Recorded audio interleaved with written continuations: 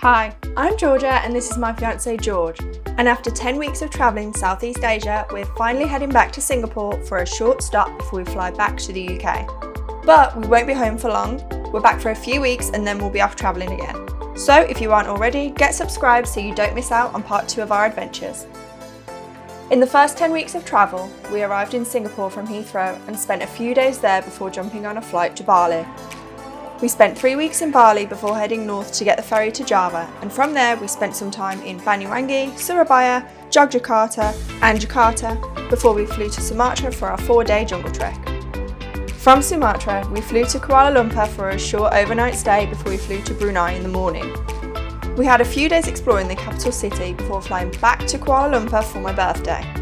After that, we jumped on a train to head north to Ipoh, where we found the best guide in Malaysia to lead us through the jungle, and then we took a coach north again to Penang to see the street art of Georgetown before spending the last week in Malaysia on the beach. Finally, we said goodbye to Malaysia and flew back to Singapore to spend our last few days exploring the city again before flying back to the UK.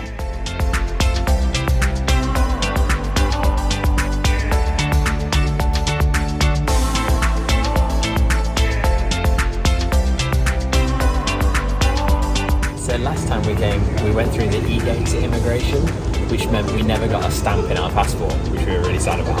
So this time, we're going to go to the person and hopefully get one. So we went to the all passports counter, and there was a guy like helping everyone, and he said, "Where are you from?" We said the UK, and he said, "Oh, use the automated gate." We said, "Can we get a stamp?" He went, "No, we don't give stamps to anyone anymore." And then he laughed at us and said, "Just remember you came here." To be honest, I guess we should be glad because those automated gates are so fast. Probably the fastest we've ever been through security.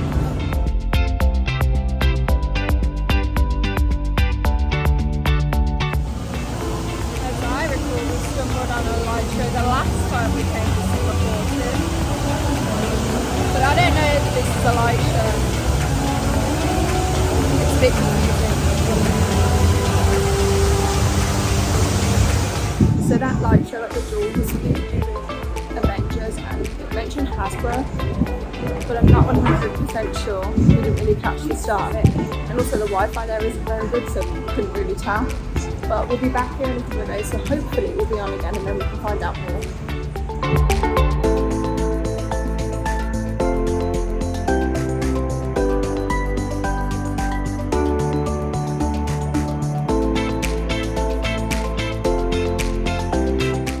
We just checked into our capsule hotel, which was just down the road from where we stayed the last time we were in Singapore, which is just opposite the hawker centre that we used to eat at every single day, and we're so excited to go and get some nice food now.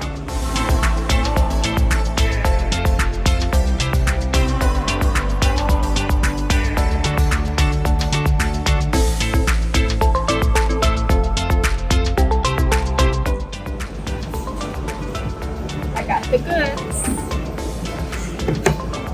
What did you get? A honey lemon, and lemon iced tea. And how much?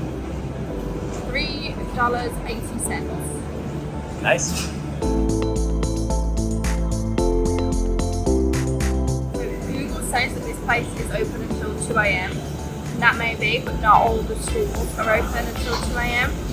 So I don't know what time they actually do close, but it's now 10:30 and most of them are closed. Okay, we have Malay fried noodles, this one. We've got garlic and mushroom broccoli, and then sweet and sour pork with rice.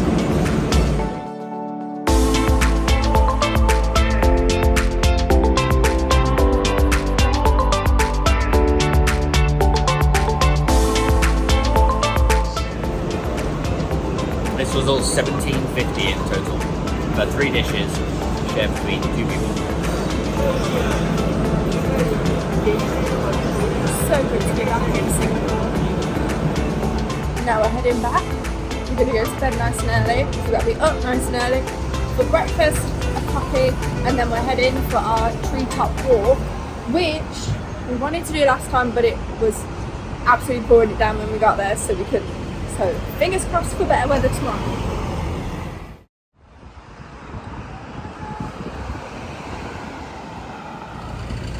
So last time we were here, we stayed in a hostel up there, and underneath it is this little food centre, not the hawker centre, just a little food centre. And we went down on the first morning, and I ordered a coffee, or a coppie as it's called here, and I didn't realise, and I was given this milky, sugary coffee, which wasn't what I wanted at all, but it was the best coffee ever, because Singapore does these coffees with condensed milk and sugar in them, and they are so addictive and tasty and bad for you. So we are here first thing in the morning to go and get another one.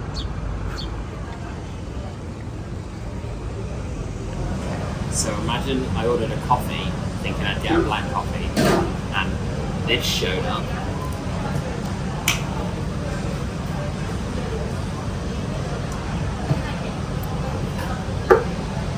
So the last time we were here, we got basically no sleep.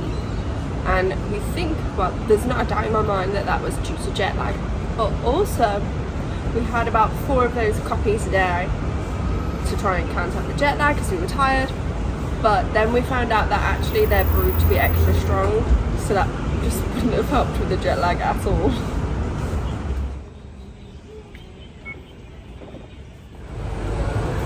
But this morning we're getting the train to Bright Hill, which is the nearest station to Windsor Park, so that we can go and do the treetop walk.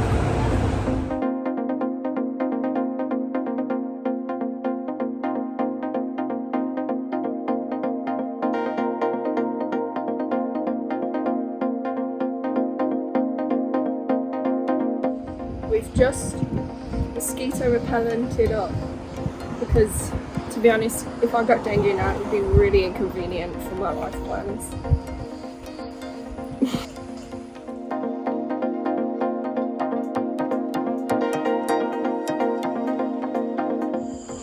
So it looks like all of the trails in Windsor Park are these raised pathways. I guess it's so that people don't go wandering off wherever they want. There's a ton of these educational boards around as well, and as we learnt in Penang, we love a good educational board. There are a ton of signs on this trail that tell you about like the various flora and fauna, and there's one for a tree that looks like a mango tree, but it has a really poisonous or toxic sap, and if you get it on your skin it can literally drive you mad. I stand corrected about the pathway. Maybe that's just the easy ones.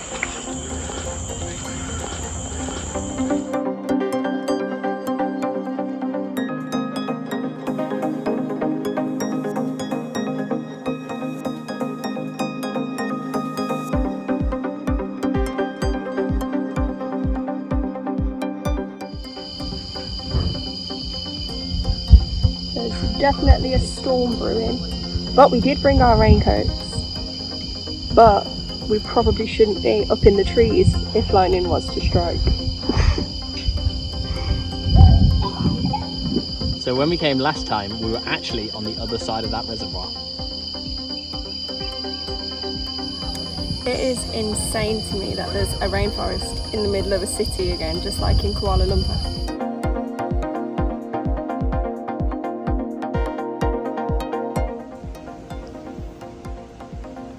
Water monitors can climb trees. I mean, we saw it climb the banks of a river in Penang.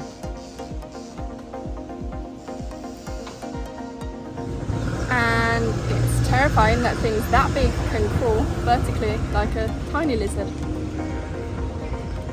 Where did it go? Oh, it's still there. Heading back to the reservoir, and it's sort of starting to rain. So we've got our raincoats out, ready to go. Look at this. We actually came prepared, and it's just a light drizzle. Yeah, for now. It better rain now that we're prepared. That's better. Yes, please watch out for my mosquito repellent when I'm in a dengue zone.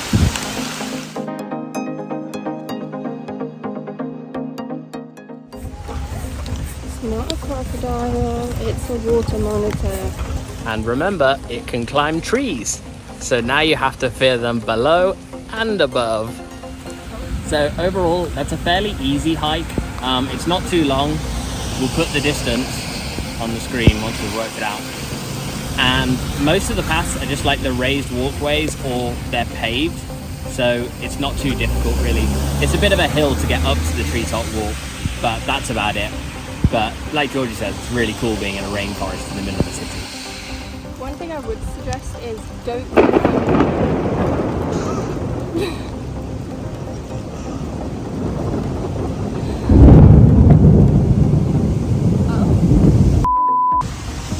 One thing I would suggest is try not to come on a weekend if you can avoid it, because it was pretty busy today and today is a Sunday. But obviously it's outdoors, so it's not too bad anyway. But now we're going to go and find some lunch, probably from a hawker centre, and then this evening we're going to go and see what the city has to offer. This transit system is so well aircon, I am freezing now. I've got this wet raincoat. Talk about first world problem. Yes. My air-conditioned tube station is too cold. So we have a bunch of dishes here that we didn't bother trying last time because we played it a bit safe. But these are more adventurous for us. Starting with copia, I think it's pronounced, which is basically a spring roll filled with an assortment of fresh, dried and cooked ingredients.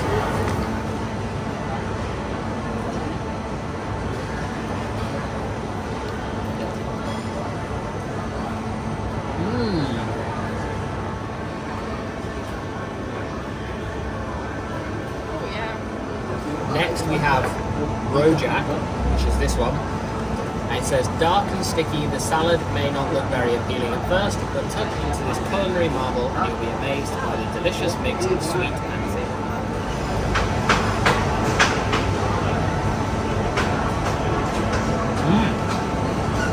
Good. I don't really know what I just had, but the sauce is tasty. Okay. The last thing is a century egg. I have no idea what the rest of it is. I asked for a century egg, she said you want all of it, and I said yes, and she gave it. So, not too sure. But it came with this sauce, which I'm pretty confident is just the same sauce from the top of the rojak. But this black thing is the egg. So it's known as the 100-year-old egg because it's been preserved for 100 years. Although apparently that's a bit impractical these days, so they don't always do that. Because it says it's made by preserving duck, chicken or quail eggs in a mixture of clay, ash, salt, quicklime and rice hulls for several weeks to several months depending on the method of processing. Oh, it's like jelly. I can't even pick it up. Oh, I'm so Will you? Cheers.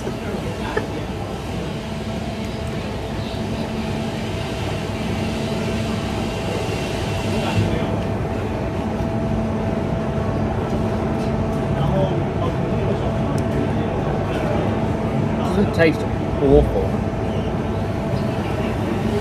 It definitely tastes like an egg. It just kind of tastes a bit like a gummy egg. Yeah. I mean, I wouldn't start having that on my English breakfast instead of scrambled egg or something, but it's quite tasty. You dip it in the sauce. In the peanutty sauce. I don't know if I don't know how you eat any of this stuff.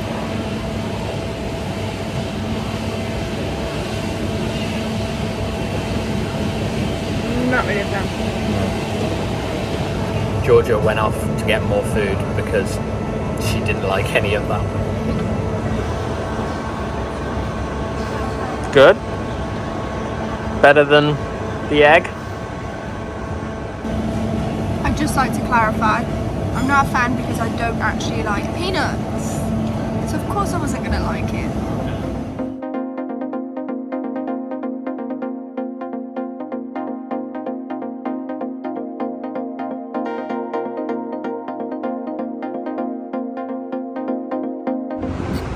that a boat?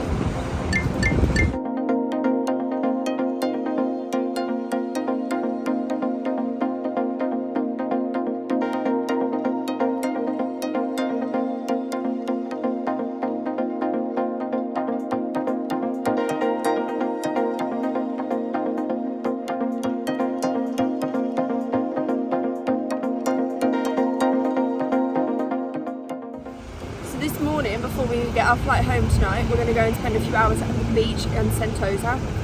Last time we were here, the beach was really hot and sunny and it was so nice, but today it looks like it might really heavily rain any minute now, so hopefully when we get down there it will be a bit nicer. Sentosa Island also has bars and restaurants, and then there's a casino, and it also has Universal Studios Singapore, so there's something for everybody there.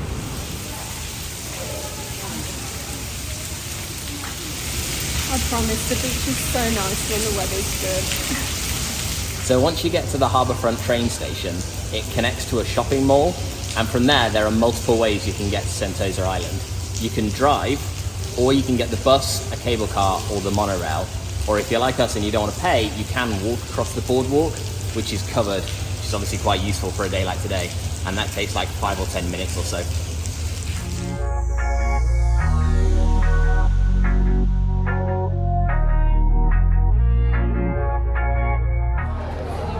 When we came here 10 weeks ago, we couldn't buy anything because we couldn't get it home, but we're leaving today. The sun's coming out!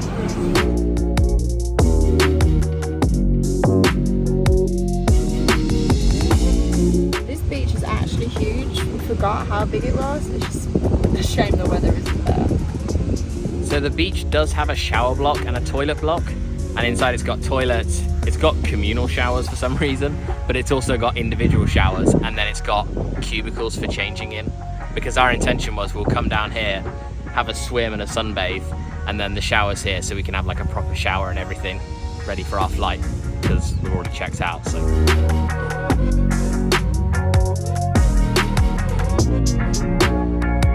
Singapore does have a lot of stuff for you to do regardless of what you're into, whether that be like the beach or hiking or the malls. But if you are planning on going to do an outdoor activity, make sure to check the weather forecast, because you don't want to end up like us, just waiting for the rain to come on the beach.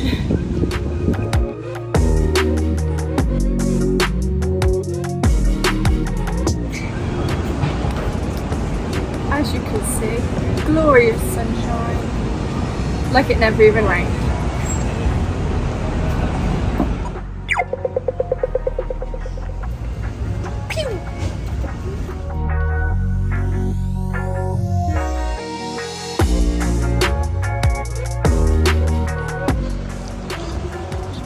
We're going to nip over to Terminal 1, drop our bags off, then come back to the Jewel.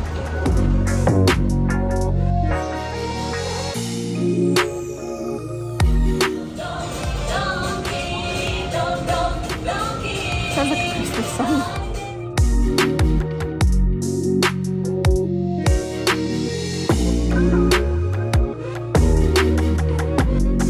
The Jewel is the best mall for one reason and one reason only.